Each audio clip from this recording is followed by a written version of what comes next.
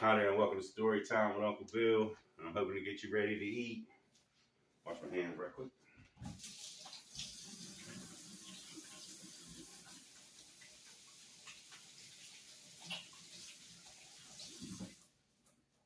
If you look at my channel's got all kind of different things on it. Um, Nature stuff, fishing stuff, workouts, cooking right now, and but it also talks about addiction, mental health, um, things that are important, things that affect you directly. If you don't know, I spent 5 years in federal prison for marijuana. We're gonna make some hamburger helper today. We're gonna put a twist on it. I got this one. I'm not promoting this by any means, but it is pretty good. When you have kids, man, I mean, it's quick. It's just one pop, one thing. First thing you got to do is ground the beef. You got an old pound. Pop it right in. Break it down. So I pretty much spent all 5 years in working in the kitchen, except for 4 months at the second prison I went to. I worked landscaping out on the Air Force Base at FPC Seymour Johnson in Goldsboro, North Carolina. After 4 months of that, though, because when you go in and out of the prison, and we worked on the base, so we had to leave the prison, and it just was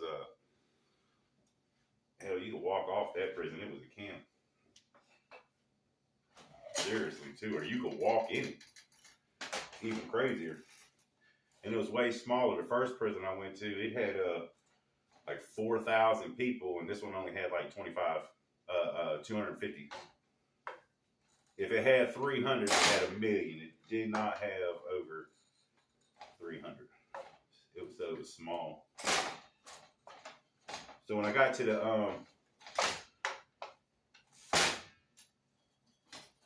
when I got tired of and I tell you the day that I left landscaping and started the kitchen, I had already talked to the head cook, which is my man Corey, and he just had a birthday. Happy birthday, Corey. He was the head cook in there, and I went to him, and I was like, "Hey, can you get me on in the kitchen?" He said, "You got any cooking experience?" And I said, "Oh yeah." I said, "I've been a manager at restaurants and a head cook at a dietary home." He said, "Well, look, I don't want to cook anymore, and I need somebody to fill my spot. So I'll talk to the CEO and see if we can't get that to happen." Well, it did, but the day that happened, I was coming in, and you get patted down. You got to hold your arms like this, a frisk. You know what I mean? He's all grabbing down there by my genitalia. He's like, "What is that?" I said, "That's me. I ain't got no big ding ding or none of that stuff." I don't know what it was about. He just might have just felt like groping me. But anyway, so you get pulled out into a building, and look, people can say you're snitching and all kind of stuff, which you wouldn't see, but they knew me and anybody, and he's sitting there, he really groping me. So I got to go in there, and I got to get butt ball naked, strip, lift my nuts, spread my crack in front of this dude because he thought he felt something. Well, it just so happened, I also had a call out every morning. They post what's called a call out on the wall in your dorm or cell or wherever you're at, and you're supposed to check that every single morning. There's no reason for you not to check it. So if there's 100 people in that dorm, 100 people need to check that thing by 7 o'clock. So that's when they start calling things out. And don't be there and you're going to the hole. You can be in a lot of trouble for that. I had at lunch, I had my yearly physical. You get physical, you can get dental work. It was free back then. You got to remember now, this is 20 years ago. This ain't something that happened yesterday. So I go in there, and there's a little happy dude. And he's sweet on me. He was from WHO, the World Health Organization. He goes, "Hi there, my name is," and I can't remember his name. but you'll get the gist of it. And I love all my happy people. I ain't making jokes. I'm just telling a story. He goes, look, how you doing today? If you don't mind, I like to play a little music so things will be comfortable in here. Is that okay with you? And I was like, yeah, sure. I love music. So he pressed the play button on this little recorder, and that mother barrel, porn music. And don't get me wrong, it's my kind of music. This is not the setting for it. It is not the setting for it. So he goes strip down to your boxers, and he does a very thorough exam, like one I've never had before. I've had plenty of physicals. I think I was like 27 or something.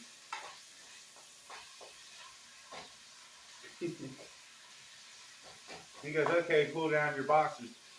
So he grabs my ball. He's like, hey, excuse me if it's too rapid for you. Turn your head and cough. So I turn my head and cough. He goes, how old are you? He says, you over 40? I said, no, man, I'm like 27, 28. He goes, well, you're a little bit too young for a DER, which is a digital rectal exam.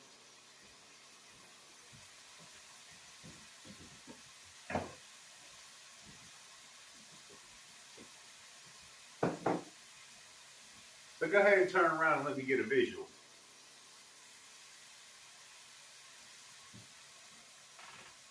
Huh?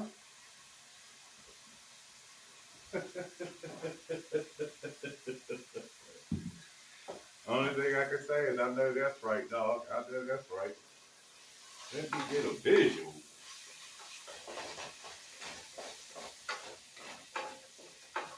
You know, folks, if I ask somebody for a visual, I'm going to do something later. God. I left there. I didn't know how to feel. I felt kind of weird. Now, and the first guy that grubbed on me was a big old black dude. This was just a small, feminine white dude. Child's almost sober.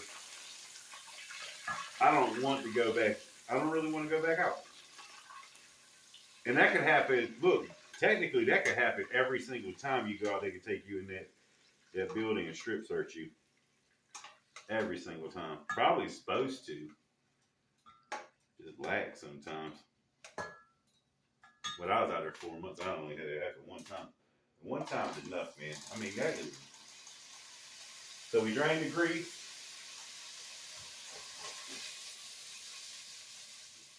That's it. Now I'm gonna put some hot taco seasoning. That's just what I do. I'm gonna make it like a chili mac.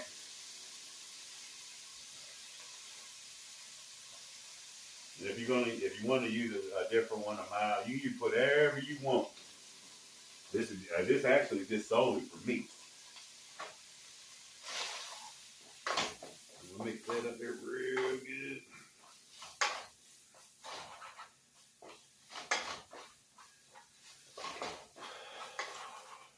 So I go in the cafeteria, and it's almost cleared out. And I see they put the tables up as people leave, and they see empty tray. One of the kitchen workers goes over there, cleans the table off, and then leans it up. So there was only like 2 tables that were still open. One of them was full, and one of them had. So when we get the seasoning mixed in there, I add a little chili sauce. That's what's gonna make it a chili mac. That I ain't never used in a chili mac before, to be honest with you. Yeah, smells good. But it was in the cabinet. I thought I'd give it a try. I think I put my nose in there. So I get my food. Go to get my drink. There was one. There was a what do you call that? Tray. There was a tray, a food tray. Somebody's food tray. He said, I try to follow the directions. You need 1 1/3 cups of water. hot water. Look, there's the measuring cup right there. I got grease in it. That looks about right.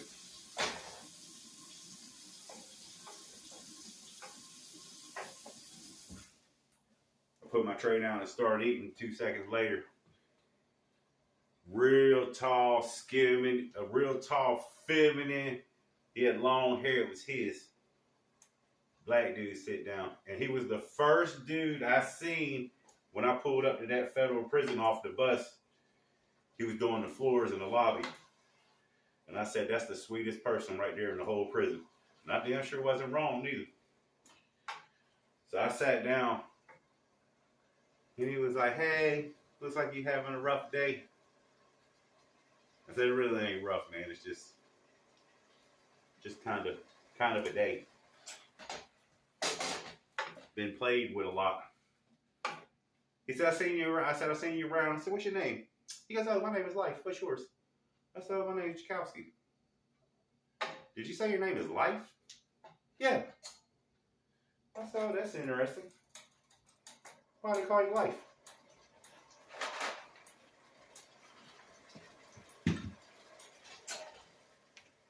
Because I sucked the life out of you.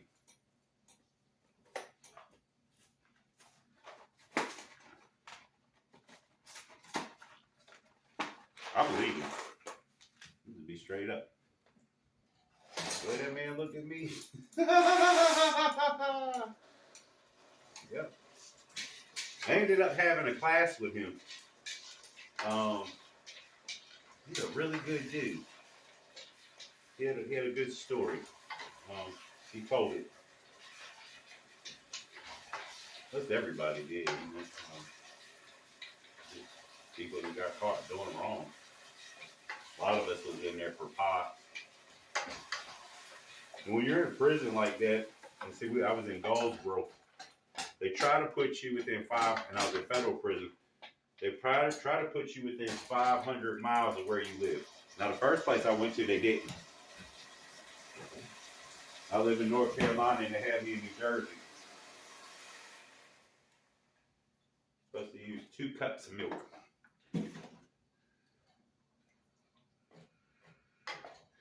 So most of the guys, they were actually from like Fayetteville, Lumberton area. There was a lot of Indians, a lot of Lumbee Indians.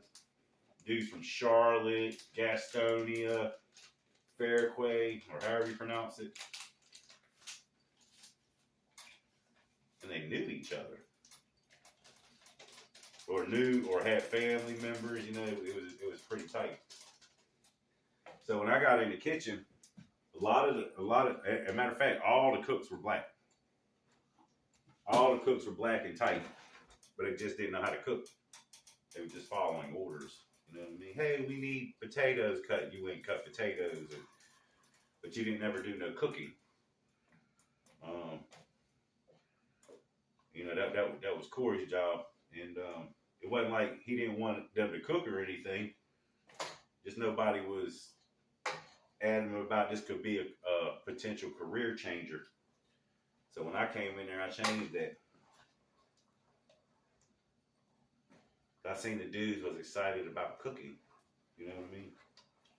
So now you're supposed to, we got this to a rolling boiler.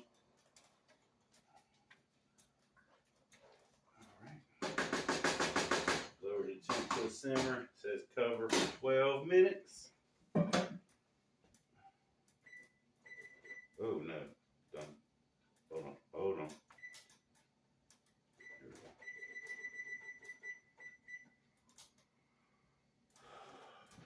So I worked with him. My man Big Tyson. Tyson had a head on him like a damn bulldog, and he was about this big. He was huge, black dude. He used to always walk around saying, I'm gonna be the sous chef. I'm gonna be the sous chef to you. I want you to be the head chef.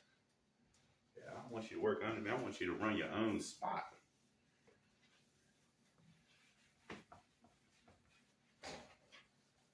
Sitting here trying to remember the twos. Now I can't do it now.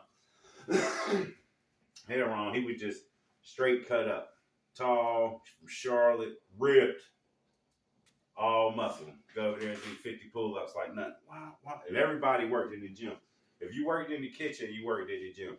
Except the little dude that worked in the dish room that he had the pretty smile, he had the fake teeth. The government spent $25,000 on fake teeth for him. Taught me how to do and I ain't even tried it. The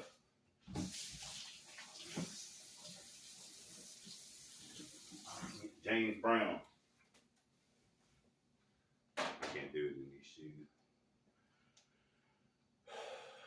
But we cooked and worked out, had fun, played sports against each other. We all played sports, different units. Even though we worked in the kitchen, they had 6 different units, and I was in Coastal Way and I was in Coastal B.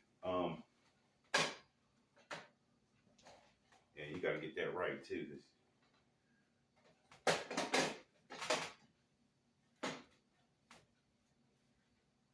Coastal just meaning the building. So as a head cook, you're responsible for everything, and you got the privileges to everything too. Which means you also got to hear it from everybody. Yo, hook me up, Jakowski. Let me get this. Let me get that. Hey, yo, dog. Hey, when you get done, man, can you bring me some chicken? Look, I need 2 onions, man. Hey, look, I'll give you a pack of Black and Milds if you bring me 1 tomato. Throughout the day, folks, thousands of times. And if there was more people, there'd just be more. There wasn't a lot of people at that place. 250 people ain't a lot. Every single day.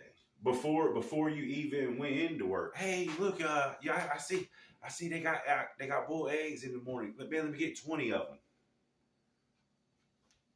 Yeah. And mind you, they know that it's illegal and you can get in trouble. Don't care. They don't care for 1 second. Look, man, them cheeseburgers, man, them last cheeseburgers was the bomb. Could you put an extra slice on each one? Because I got control of that. I can do that all day. You want extra on something? If you wanted extra on something, you came to me like that. Let me tell you what I did. So you wanted a quadruple cheeseburger with each burger having 2 slices of cheese and 4 slices of bacon. In the middle of me making cheeseburgers, I just at some point in time make your burger, put it, wrap it up. Put it in some stash spot, and just wait for you to come around, because we got free reign in the kitchen and the cafeteria, and we walk as we want, especially at serving time. So it's not uncommon to just walk out, look out in the building, and see how many people are coming down the compound, who's left to eat, because you don't want to run out of food. That's the main objective as a head cook. Never run out of food. And I've done it twice. Just because people liked it. And and then ironically, they're my dishes now. I got federal recipes, and because the food sucked. But I brought it to the house. When you start bringing people to the house to meals that they would never come to. And the only way that happens is somebody said, "Yo, dog, did you have that food tonight?" But most people don't. And most of it, you got to do the best you can with what you got. So we always had to feed the population, but we also had to do religious meals too. And they look out for every religion. So like the biggest population there was Indians. So they would have little sweat lodges, and they would bring in like buffalo and elk, different kinds of meat, and they would give us to us, and we'd make whatever we made out of it. I couldn't even tell y'all, because that was the last one. And they couldn't even bring any of their people in to cook. They just had to tell us what they wanted, and then we cooked it. But there was never no complaint. Never had no complaints.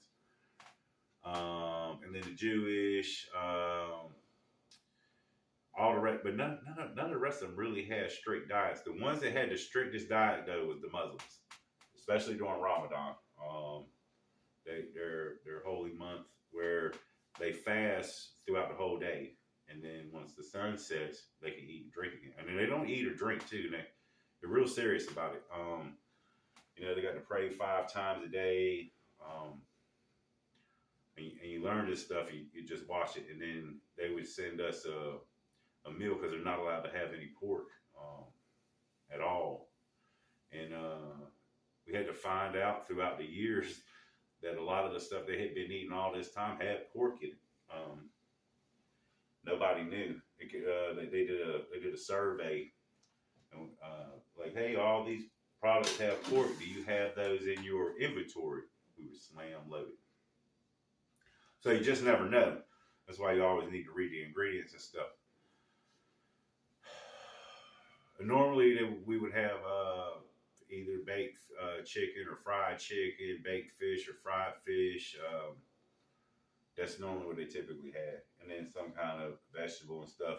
And then after the dinner meal, they would give them 2 bag lunches, one for breakfast and one for lunch, and they would have to eat that before the sun came up, and that's when they fasted again. And we had to make those bag lunches. So we had some kind of pork product because you never just know what you got, unless it was actual pork shoulder. But we got a bunch of. We used to cook like hundreds of pork shoulders at a time. Might have been like, I always cut the fat off the pork, and what I would do is I would fry it. Sometimes I would fry in the big pots that we had. Sometimes I would fry them in the deep fryer. Sometimes I would fry them on the flat top. It's just what I did. I actually cut it all off myself. Offered it, nobody wanted to eat it. Probably got clogged arteries like hell. So one day during Ramadan, I did this, and it was a fried fish, and I'll never forget it because I was over there you had 3 fryers, and I had fried all the fish by myself, and nobody complained. Matter of fact, everybody had already eaten. I'm cleaning up, getting ready to go home, and Ramadan happened after the sun went down. We shut the kitchen down at like 6 o'clock, and it's like 9. It's 7. So we have to stay afterwards and work extra. We don't get paid nothing extra for it. I only made 40 cents an hour anyway. That's top dog pay if you didn't know, 40 cents an hour. If I got a bonus, if I got my 50% bonus, and they gave me all the most money that I could make in 1 month, working every single day, 12 hours a day, 31 days, 29 days a month, it was $120. And I only got that so many times because they had what you call that, money issues. We're on a budget, so we can't pay you anymore to run this federal prison kitchen. For real. But they had really nice equipment. Man, they had nice equipment. So I was back there cleaning, and my guys is all putting stuff up, and we're all getting ready to go home. And so dude comes to the back of the thing, a Muslim guy, and he goes, "Hey man, I heard you cooked some damn pork in that grease right there." And if you do that, you change the grease out. That's what you're supposed to do. And the grease hadn't been changed out. And I couldn't remember. I just couldn't remember. And I was like, "No, man, that didn't happen at all." And I wouldn't do that. But I swear to God, I could have. And the fact that it was already over, it didn't matter. You know what I mean? It was already over. If I cooked that pork in that grease and you ate that fish, there ain't nothing we can do about it now. But I didn't remember, so I just said nothing. Still don't think about it all the time because it don't matter now. But he was getting loud, and I'm by hot grease. You know what I mean? And none of them dudes are big. But a couple more came in. And just, they're all, "Hey man, why you didn't cook that grease? Hey, is that white boy cooked that damn grease up, that pork in that grease? Did he cook that fish in?" And it, there's 3 or 4 dudes just looking at me, not happy. Not like they want to kill me or anything, but just not happy.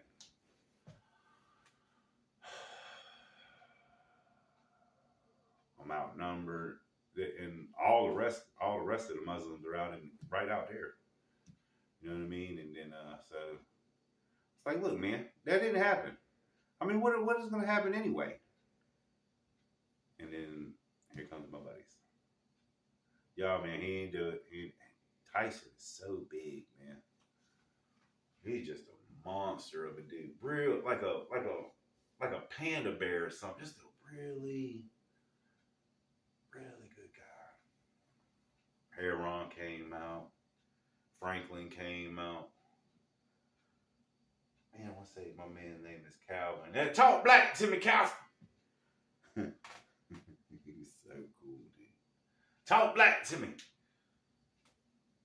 Nah, dog, ain't nothing going on here. Just go on. Hey, you got to get out of the kitchen.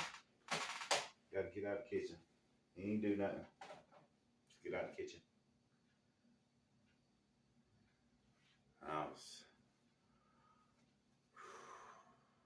to this day, thankful and grateful. Because I sling grease, man. And that don't help me. I'll fight. That won't help me. Gets me in more trouble. Gets me in a lot more trouble. Because when I got to I only had 2 years left. I already did the 3.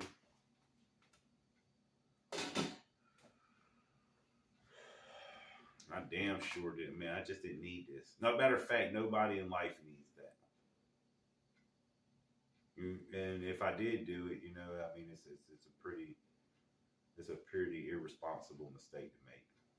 Because I have more respect for Muslims and people in general. I would never do that on purpose. I don't think it's funny. I don't even think it's acceptable. The fact of the matter was, it was already done, and wasn't nothing I could do, and I couldn't take it back. Not really even sure that it happened. I want to say I didn't even cook it in there, but I just don't know. But what I do know is things could have got out of hand. What if nobody was in the kitchen? You know what I mean? Because you're just not going to ever do anything to me. You're not. My mama told me a long time ago, if you put your hands on me, annihilate you. And I do everything I can to do everything but that. Most likely just to restrain you so you don't do anything to me. And it sucks because those situations happen more often than not. Not so much that situation, but being in a situation that you don't want to be in. Like prison or jail. That's why I have this channel, because it's not the place to be. Or if you're addicted to drugs or you have any kind of addiction that's bad, you can just stop. You can make a life-changing decision right now to do the right thing by you and everybody else. Not do drugs or the other habits, gamble, sex, it's all kind of addictions. If you're working too much, take a day off. You know what I mean? If your wife or husband says, "Hey, what about me?" Go make love to them all night. Because it should be about them. If somebody's coming to you and saying, "Hey, what about me?" Make it about them for once. It's probably the reason why they're saying that. Life is way too short to be taking anything for granted and to be nothing but thankful, grateful, and appreciative of what you have and who you are. And that day right there, I was appreciative and thankful and grateful for those guys.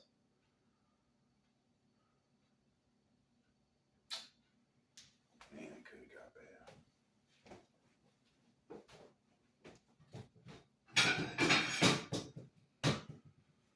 But it looks like we got this done. I've cooked this a lot in great big, where I cook 150 pounds of rice at a time. So much. Chili Mac. Who want that Chili Mac? It's not actually a very popular meal, to be honest with you. It's not. I'm gonna put some of this old shredded on it.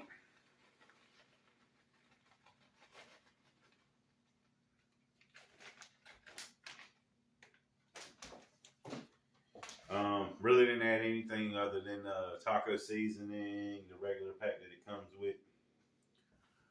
Let's check it out right quick.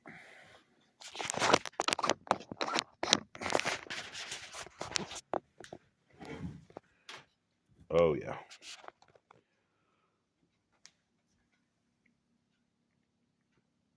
The old hearty hamburger help or chili mac combo.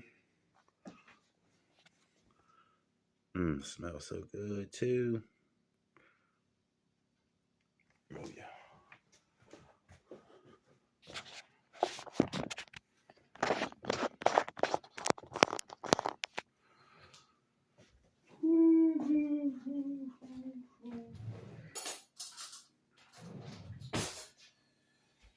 It was for the love of food that might have saved me.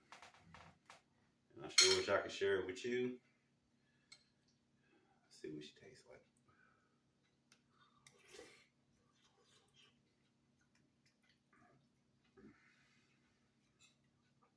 Never disappoints.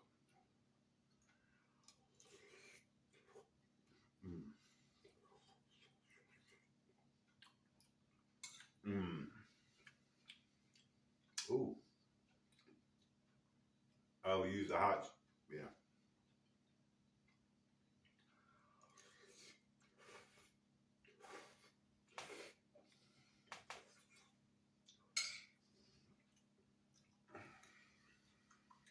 Huh?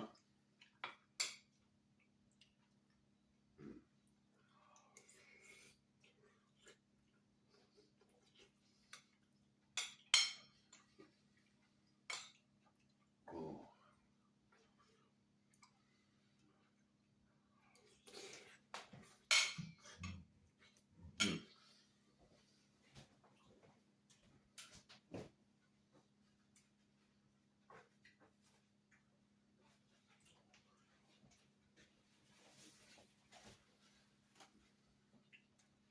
Man, that's spicy there.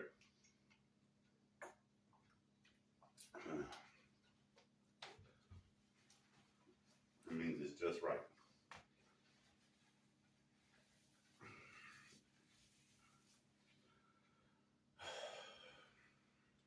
It pays to be nice.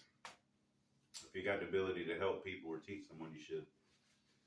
Especially when you got eager guys, and those guys were. It would help me in the end.